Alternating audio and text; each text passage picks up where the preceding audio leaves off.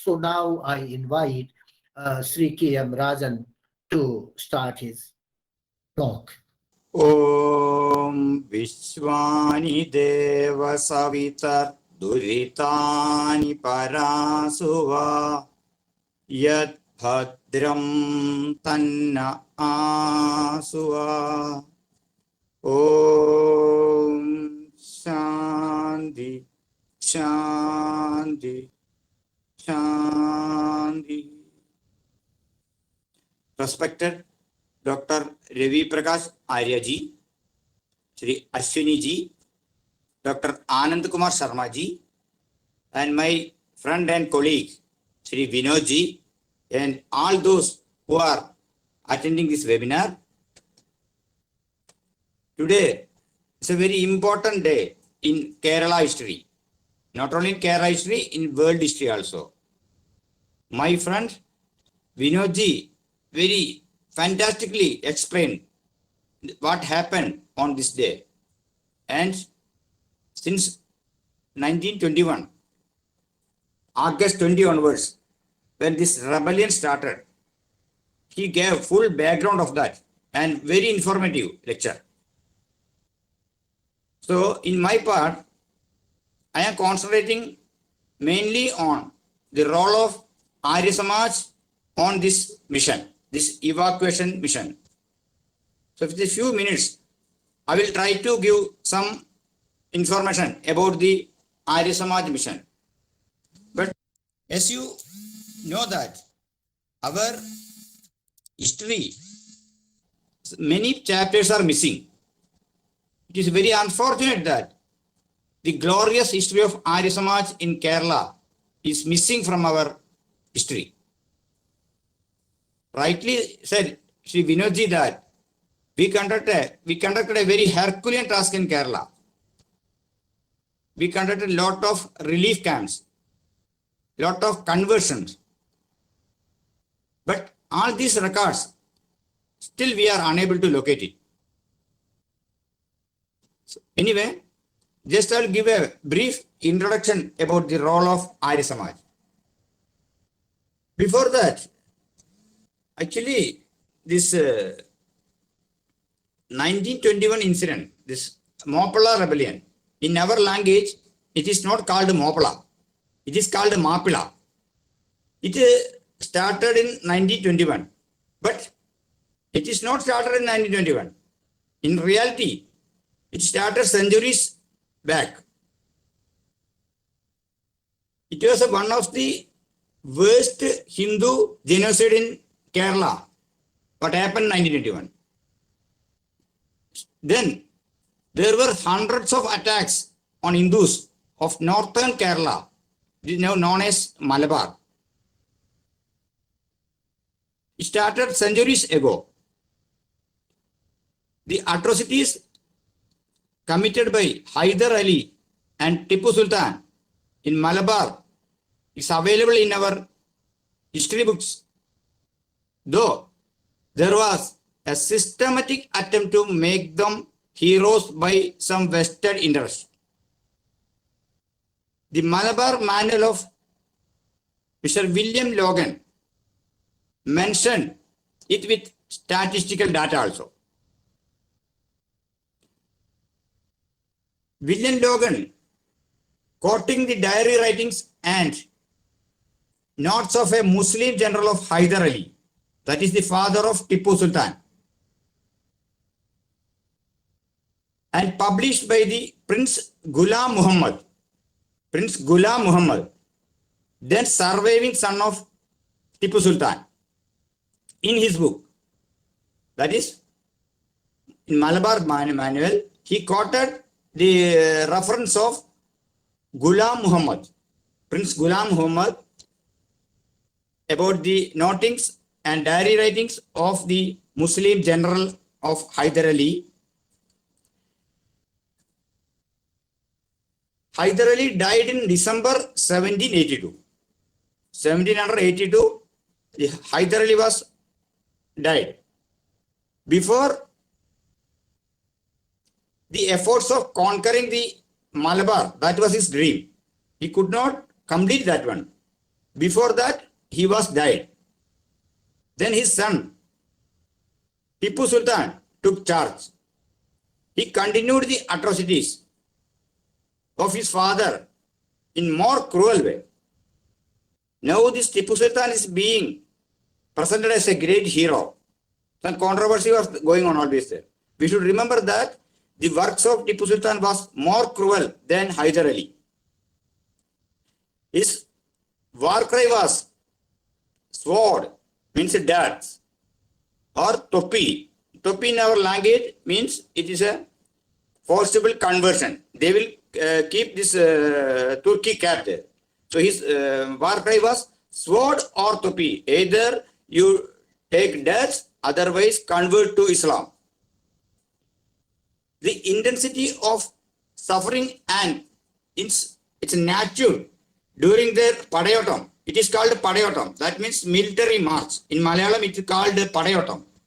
Have been clearly recorded in our history books.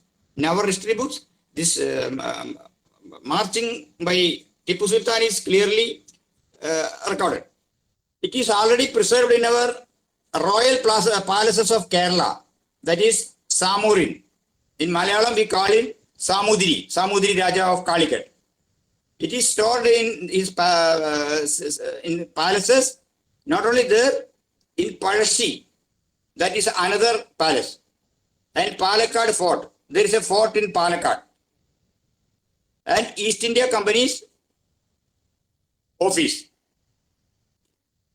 According to a learned historian of Kerala, Sri M. Gangadharan, there is enough evidence to show that few members of Samorin, that means Samudri, and many Nair families, one of the classes were Nair, upper classes, that warrior classes they used to say, they were circumcised and converted to Islam and compelled to eat beef. This is written in a major Malayalam weekly, Madhrubhumi weekly, January 1990, from 14th January to 20 January. I am quoting from that. I got from that record only. This is the background of the 1921. We can see how it happened in 1921. That later things, this Khilafat and all, this very clearly our Vinodji has explained. So I am not going to that part now. Now, let us see the movement of Arya Samaj. The Arya Samaj, all of you know that, is a socio-religious reform movement founded by Maharishi Dayananda Saraswati in 1875. Though Arya Samaj spread far and wide in northern India and other Asia countries also, Europe also, but coming to Kerala, it took more time. Though Arya Samaj active work started in 1921, there were many areas they reached Kerala also. There was a great scholar named Shankar Shastri. It is said that he met Maharishi Dayanand and he became a disciple of him. He was settled at Varanasi, but we don't have more details about him. Again, Swami Swatantaranandji, he travelled throughout this Madras presidency in Kerala, Malabar also. It can be available in his books also. But that time, they could not make a network of Arya Samaj in Kerala. Though some people came here, some missionaries came here, they could not make a network of Arya Samaj. But it started in 1921 only.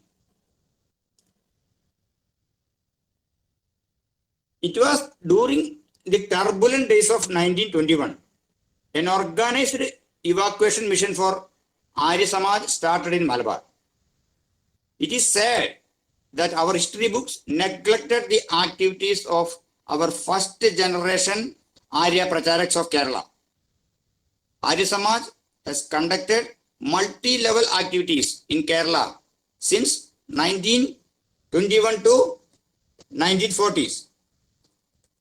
I will try to give a brief summary of this mission in due course. The atrocities perpetrated by Moplahs at Malabar in 1921 shaken the entire country. Other than the Arya Samaj of North India, there was no capable state of national Hindu organization or spiritual institutions. We are not forgetting the human services of servants of India Society, Theosophical Society, and few Congress leaders who tried their level best to support the affected people. But there was not a planned strategy for evacuation, giving shelter, food, and clothes. The case of forcible conversion raised another challenge. There was not a system of reconversion to Hinduism that time. Those who compelled to leave Hinduism and accept Islam were denied their comeback. The vested interest among caste Hindus objected for their return. So there was a one-sided flow from Hinduism in Kerala since centuries. As I told you earlier, Kerala is a God's own country. When the entire India was in trouble during the Middle Ages, when these Gnostic religions like Jaina, Buddha, they overpowered the northern India. That time, Shankaracharya from Kerala traveled from north to, from this Kaladi to entire India and saved the Hinduism with this vision and his Satyarthas. So, but it is very ironic that when such a situation came in Kerala, there was no such a man, such a religious leader, though we have many religious organizations that time here. Many ashramas were there. Many caste organizations were there. There were ruling Kshatriyas were there. As I told you, Samudri was there, Cochin king was there, Travancore king was there. There was lot many people who were doing pravachans, Bhagavata Satra, or this Somayaga, etc. But when such a situation came, nobody could do anything. Only few people from Lahore has to come here. Rightly said Sri Vinodji. They don't know the language, the food, this dress code, nothing. Only their mind was filled with so much eagerness for saving our Hindu dharma, Vedic dharma. It was molded by Maharishi Dayanand. This information, that time as we all are aware that Arya Samaj headquarters was at Lahore.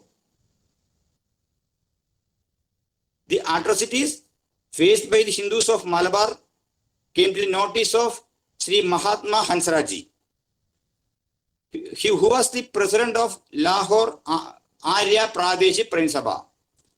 It was constituted of Punjab, Sindh, Balochistan, and Lahore. They came to know about this incident around October month only. It is said that Lala Hansraji has said that when he came to know about the incident, the atrocities perpetrated against the Hindus in Malabar, he could not sleep that night. That full night, he could not sleep by hearing such sad news in Kerala. The very next morning, he called an urgent Pradeshik Sabha meeting, Arya Pradeshik Sabha meeting. That is on 31st October 1921. This record I got from this Arya Samaj Ka Itihas by Indra Vidya Vadaspari. In that, quoting is there. The meeting unanimously decided to send a team of Arya Pracharaks to Malabar for evacuation work. Mahatma Hansraji gave an emotional speech at this meeting. he is reported to have said that during this enlightened period, also, if this type of atrocities are being committed and forcing innocent person to Islam is a challenge to us. We should tackle it. It is mentioned in page 130 of second part of Arya Samajaka Idihas by Indira Vidya Vajaspati, published by Sarvadeshik Arya Pratisabha, Delhi. I made it the English translation. It may not be sometimes correct. These wordings were in Hindi. Somehow I translated it. After this speech, he was just looking Lala Kushal Chand Kursal. Lala Kushal Chand Kursal. He was later known as Mahatma Anand Swami. While looking him, Lala Hansaraji told, though these are all Hindi, I just made it my own English, maybe some variations. Ravi Prakash and they can correct it. Though any other persons or organization neglect this issue, underline, any other persons or organization neglect this issue, we the Aryas cannot become a silent spectacle. You immediately start to Malabar with few of our team and reach there, and the needful for their early return to Vedic Dharma. The same thing he told to Lala Kushal Chand. We will take necessary arrangement for collecting relief material from here.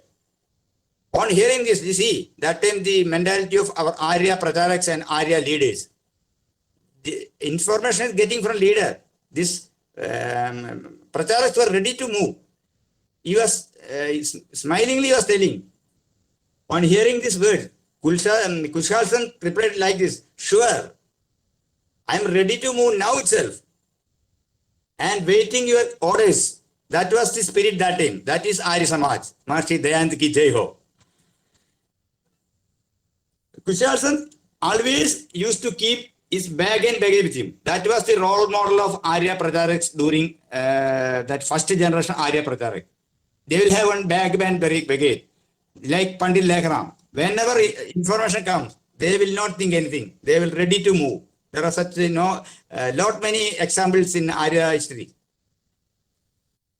So he was ready to move immediately. But now we have to see.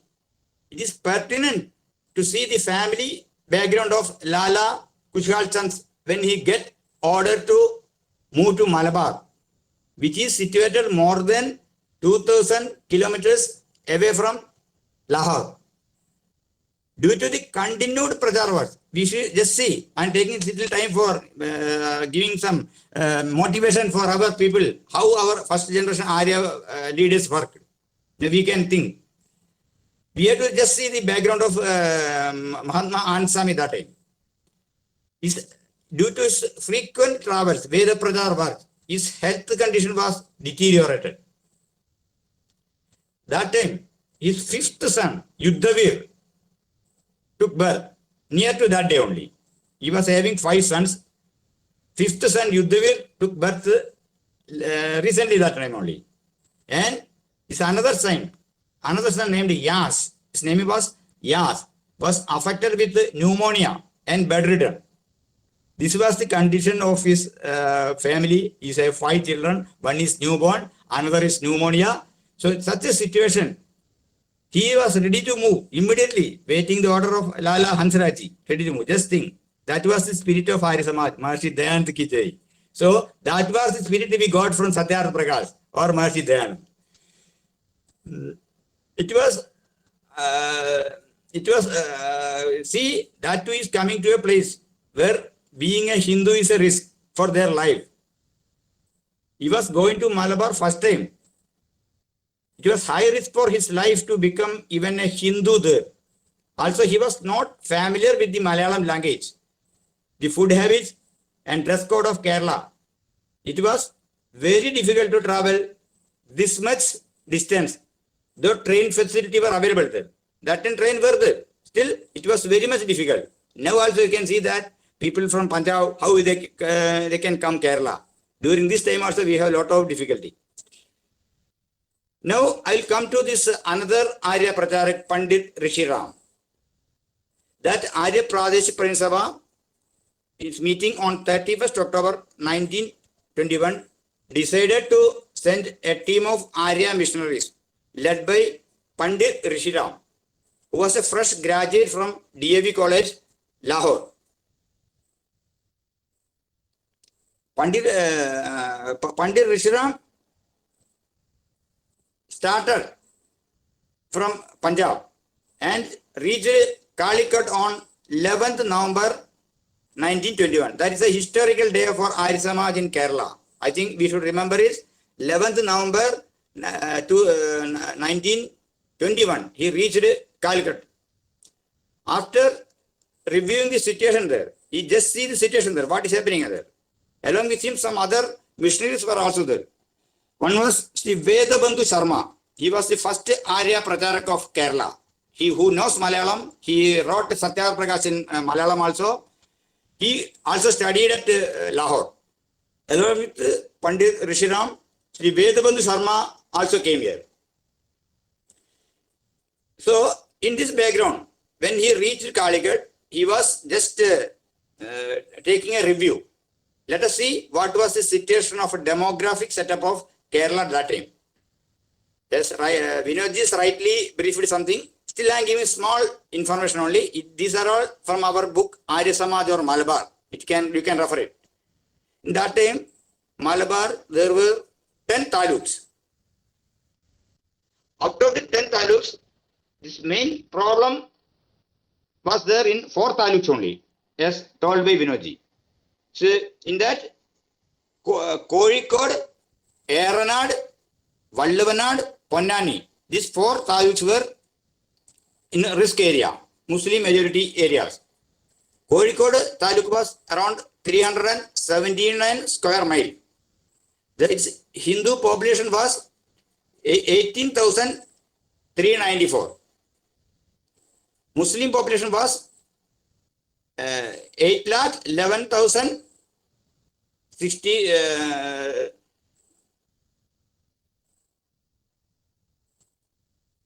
8,11,666. These are all written in our book, Arya Samaj or Malabar. Just I am referring that only.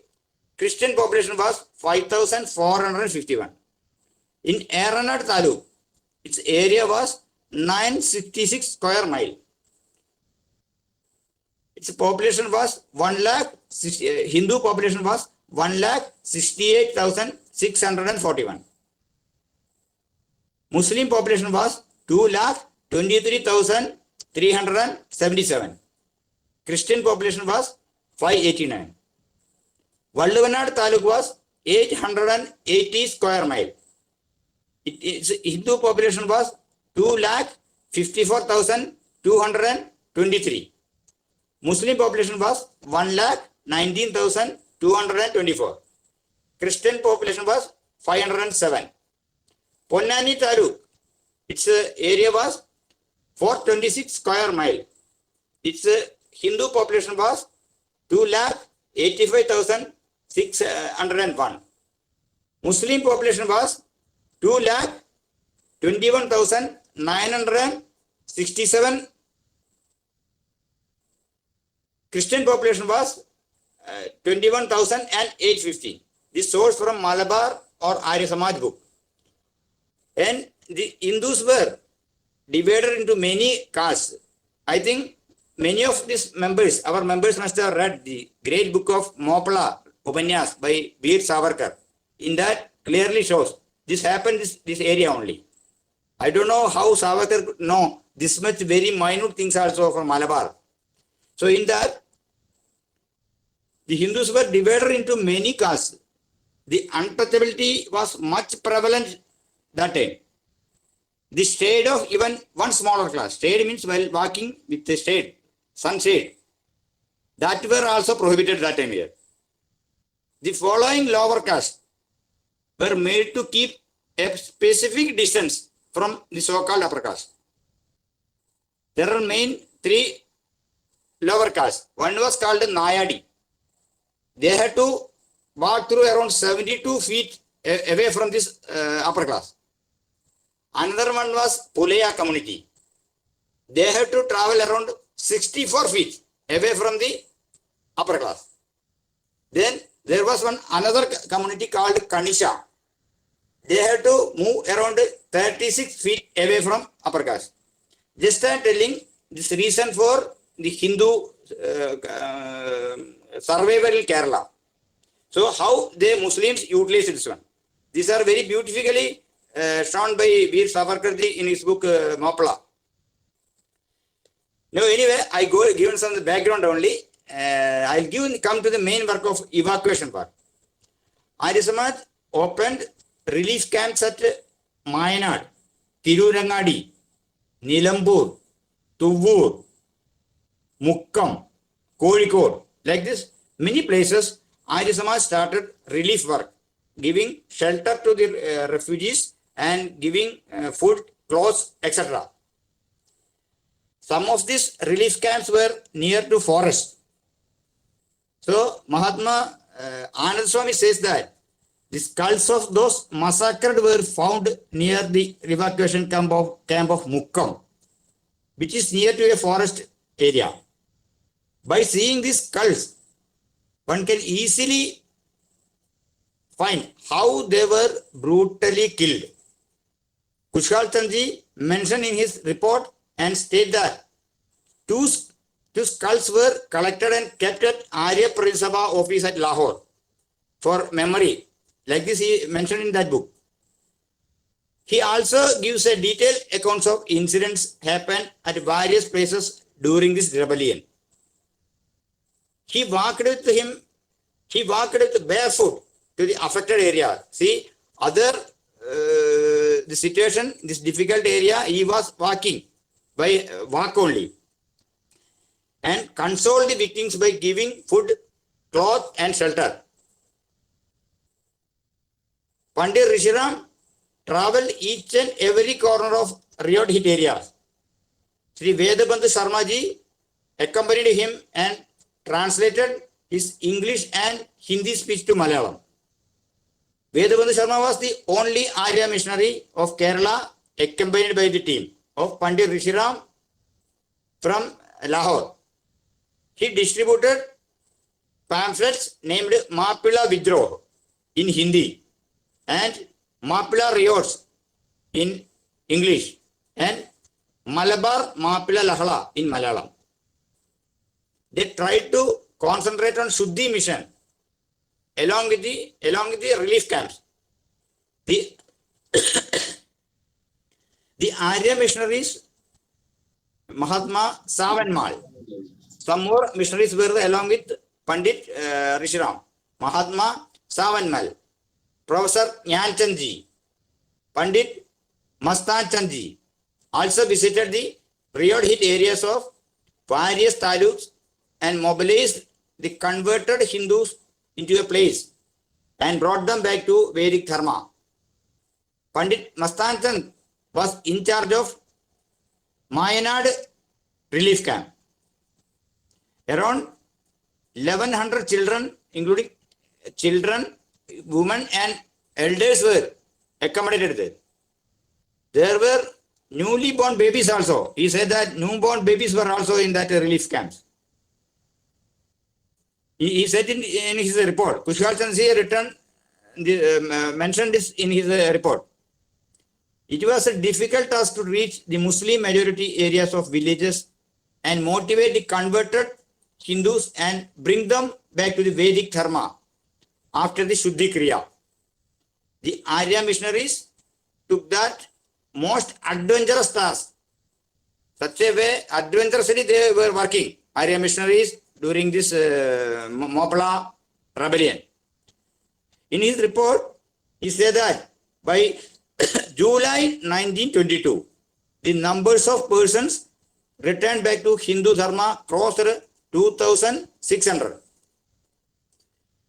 Lala Kushal Chandji writes in his report that he went to an area called Puttu of Kozhikode district. He found 3 wells with full of dead bodies, Hindu dead bodies. He mentioned in that report. He also mentioned a Muslim majority area named Kannamangalam. A name Muslim majority area is there, Kannamangalam, near to Vengara at Malappuram district. The Arya missionaries brought to light the cruelty faced by the Hindus there. This place was one of the most riot hit area in the entire Malabar.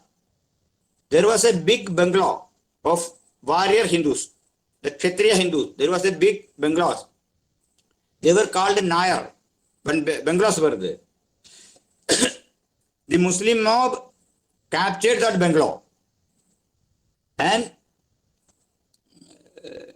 made it their Sharia court. They appointed some Maulavis as judges. They are called Tangal. The trial of the poor Hindus were conducted there.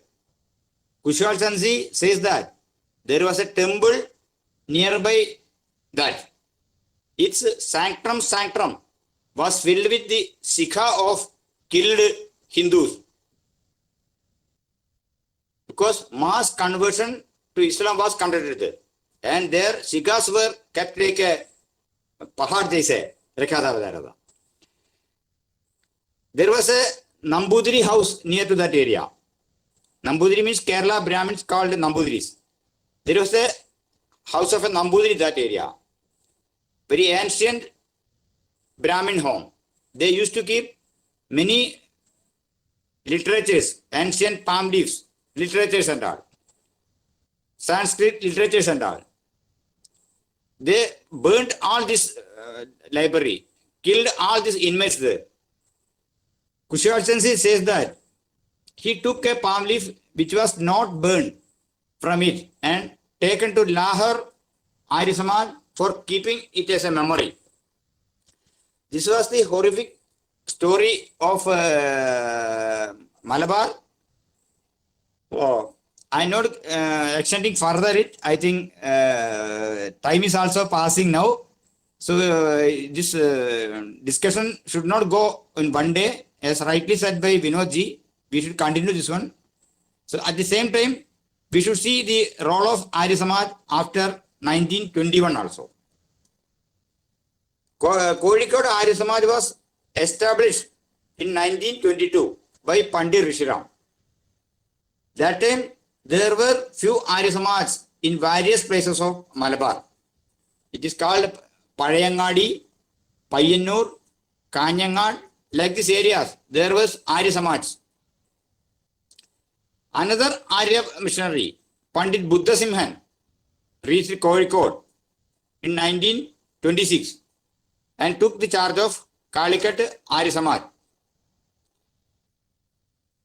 Pandit Buddha Simhan was the instrumental in bringing back a Muslim landlord named Unnin Sahab. Later he was known as Ramasimhan. This full entire Muslim family, they came back to Hindu fold. And they converted, this conversion was conducted by Buddha Simhan of Calicut Arya Samaj. But it is very ironic that on 1947, 2nd of August, this entire family was massacred in cold blood. That time, we could not, the Hindus of Kerala could not do anything. They took away their children also there. So that was the condition of Malabar that time. Still, people like Buddha Simhan valiantly taken such measures. After that also, Arya Samaj conducted many activities there. After our independence, we could not do much work on our missionary movement. Though we have a lot of scholars in Kerala, they were doing many literary works. Because the situation was, Kerala is very difficult for working system. As rightly said by Vinodji, this our establishment, political situation, everything, it was very much difficult.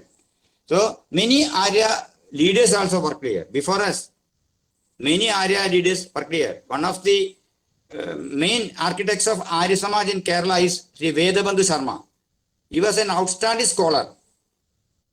He wrote many books in Malayalam. He was the first person to translate Satyarth Prakash in 1933. And many scholarly works he has conducted. Then our Acharya Narendra Bhushanji. He was an excellent scholar Kerala has ever seen. He studied from Hisar Brahma Vidyalaya. And after that, he made a lot of work in Kerala, literary work. With his able leadership only, people like me only can come to this field. He also translated Satyarth Prakash many books in Malayalam. Similarly, there was other leaders also, Acharya Arya Bhaskarji. He was an Acharya of Yamunanagar Gurukul. He came to Kerala after his studies and tried to spread the message of Maharishi Dayananda. Similarly, one Acharya Kidanallur Parameshwaran Nambudiri was there. He was in Gurudat Bhavan Gurukul of Lahore. After partition, he also returned to Kerala and given maximum his time for literature. Then the A.P. Ubendranji. He was also a vibrant Hindu leader, Arya leader of Kerala. He conducted many classes in southern Kerala, Ernakulam and all. Then comes this Sri Velayuth Aryaji. He was also a hardcore Arya Samaji. So when this Meenakshipuram episode started, he was also take a mission in there also. So many Arya scholars worked after independence also in Kerala, but the situation, when it was in the 1921, it was a very horrible situation that time in Kerala. We don't have any Arya leaders that time here. Apart from Vedabandhu Sharma, here there was no Arya leaders. But after this 1940s, we have leaders also here, but we could not do a continuous network of Arya Samaj here due to many reasons that one. So now, since the last 10 years, we are trying to make an attempt to rebuild the Arya Samaj in Kerala. We established an Arya Samaj at Velinadi and we established a Gurukul also. With that Gurukul, based on that Gurukul, we are trying to make changes in Kerala. We are already planning a 1-year program in Kerala from November onwards. Next week, we are conducting a Chintan Shibir also. What we can do for the Vedic Dharma in Kerala. So, 1921 to 2021, this 100 years. This is not only for remembering. This is for action only. It can be repeated again also. See the situation of international scenario, Afghanistan and our neighboring countries, and this present situation of socio-religious situation of Kerala also. So we should be very much careful and take our proper planning to to save the Hindus and Vedic Dharma in Kerala, in India also. So I just concluding my speech, and I am very thankful to Dr. Ravi Prakash ji and MD Chair for giving us a chance. Thanks a lot to all once again. Namaste. Yeah, thank you, K.M. Rajanji. You have given a very good account of the activities of the Arya Samaj, and during that period, how the people from Lahore, they reached Kerala to help their brothers and sisters over there, how they opened relief camps, and even Mahatma Ananda Swami, he traveled on foot itself and visited all the places, and they have given a eyewitness account of the cruelties that were perpetrated upon the Hindus by that time. And you have also given an account the activities of the Arya Samaj after that period, after 1921. And still, let me inform that K.M. Rajanji is doing a very human service in Kerala by opening a Gurukul and starting an Arya Samaj over there. And my chair is also running certain courses just to teach Kerala in collaboration of his Gurukul, so that the people over there, they may also be uh, well aware or familiar with the Vedic teachings, Vedic philosophy, and then Ananda's teachings. And through these lectures, we could also have seen, and we could also have known, as K.M. Rajanji, he was pointing out, and he was time and again saying that Maharshi Dayananda ki jai. So we can see that how Maharshi Dayananda contributed to this nation, in making this nation a free nation. And I remember Pattabhi Sita Ramaiah, one of the Congress leader, he called when Mahatma Gandhi was designated as the father of nation. He said, if Mahatma Gandhi is the father of the nation, then Maharshi Dayanand should be declared as the grandfather of the nation. Because right from the middle of the 19th century, 1850, going through the 1857 and all these years, Maharshi Dayananda was inspiring the Hindu masses for the self-rule, self-governance, and all the people who were participating, whether it was under Mahatma Gandhi or Subhash Chandra Bose or any other fora, they were most often than not were influenced by the philosophy and ideology of Maharshi Dayananda Saraswati. So there is a great contribution. Even when the education system was started, the education, RS Mas was at the forefront in education also. Mahatma Hansraj, they started these DAV colleges, Dayanand Anglo-Vedic colleges, and Swami Shraddhanand, he established Gurukul Kangri by that time.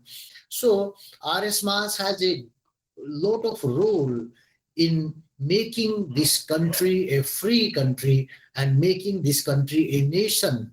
So this role cannot be forgotten. And I think today's lectures, both the learned scholars, they have given a very good account of the things or the forgotten chapter of the Indian history in the southernmost tip of the country, that Malabar area or the Kerala. So I thank both the scholars for enlightening us or for reviving that forgotten history. And it's a very this has history is a very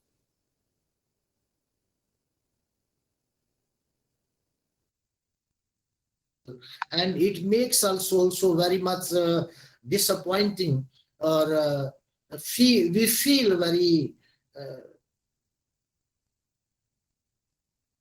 a painful feeling is there when we see all these things are happening.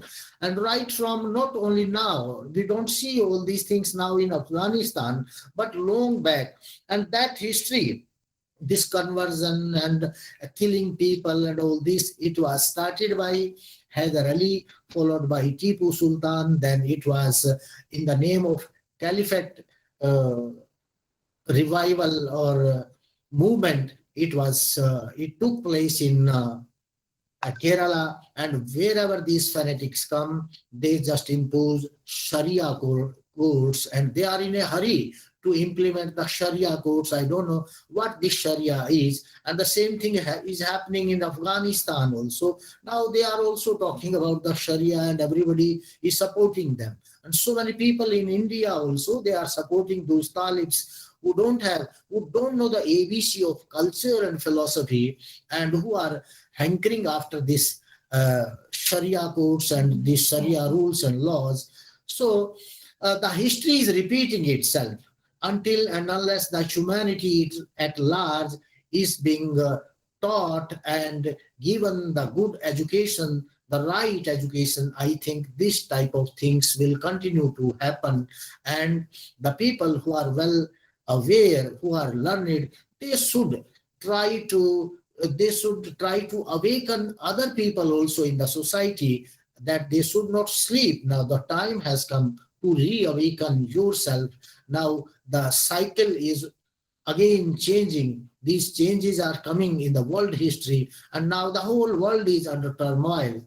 So I think this lecture is very illuminating. Lectures were there, and these lectures give us an education or give us a direction about, and I think they highlights, these lectures also highlight upon the future of this country and future of the world if this type of forces they continue to emerge strong and powerful.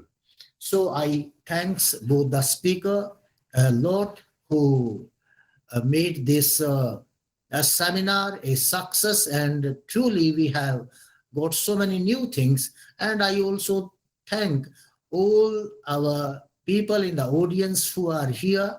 I thank uh, Arun Kumar Upadhyay ji, who is a retired IAS officer from Odisha. I thank Ashwini Rajpal from Canada, Satish Bihari from Mauritius. I also thank Professor Bisram Ram Vilas from South Africa. I also thank Dr. Naresh Vats, is a professor of English in Delhi. I also thank I know certain names, but some of the names I don't know. I'm not familiar with the person. I also thank Heinrich Alois from Germany and Mr. Kino from Mauritius. I also thank Jaswant Patel, Professor Jaswant Patel from USA, and KM Rajan. He's our speaker, learned speaker from Kerala. And I also thank Narendra Dutt. He is my friend. And Professor Ranveer Singh. He is a professor from Mahendragarh Central University, Haryana. And I also thank Professor Rukmani Devi, Shashi Desai. Now he is in Gujarat. He is also from Mauritius and is a very active person. And I also thank Usha Devi Prasad from South Africa, Vivekananda Mahavir from Canada, Vinita Ram Clown, she's an attorney in UK, and Dr. Ravi Prabhat from my university itself. So I thank all others. Yogacharya Rajiv Kumar, he is also a very good teacher of yoga. I also thank him. So I thank everybody who gathered here or just made this seminar a success. Thanks a lot.